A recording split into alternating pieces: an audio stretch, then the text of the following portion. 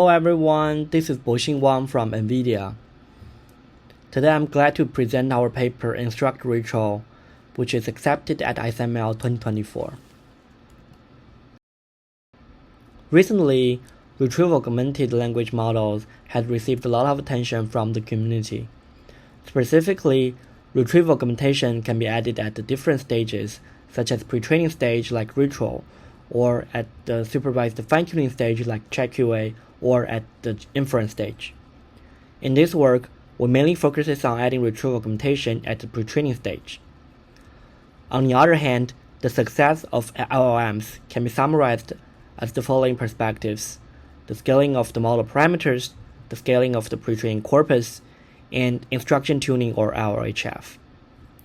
The right figure from the instruction tuning paper shows that the advantages of instruction tuning shows up after the model sizes scales up to certain threshold.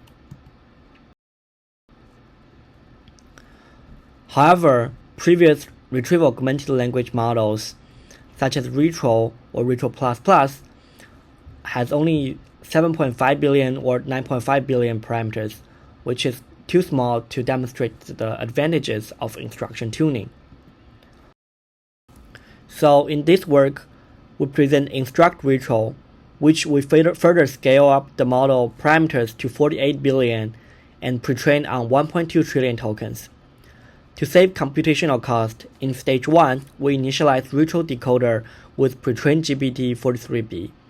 And in stage 2, we add continued pre-training with retrieval to retrieve from 1.2 trillion retrieval database. And in stage 3, we add instruction tuning. We design our retrieval database construction protocol as follows to support retrieving from 1.2 trillion tokens. Please see Appendix B for more details. In summary, with the following training time and query time configuration as follows, we can afford to retrieve from 1.2 trillion tokens with the query speed as fast as 4 milliseconds per query. Unlike DeepMind's Retro that freezes decoder in the continued pre-training stage with retrieval augmentation, we unfreeze the decoder of Retro, which actually leads to better perplexity. We also plot the validation perplexity after continued pre-training for Retro and GPT that doing continued pre-trained on the same amount of 100 billion tokens, and we observe consistently of improvement of retrieval augmentation when model size scales up.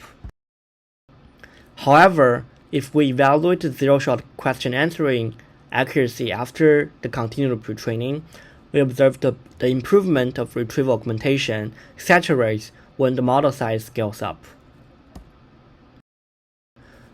So what is the missing pieces? We think as model scales up, instruction following capabilities becomes the bottleneck for obtaining higher accuracy in zero-shot generative QA.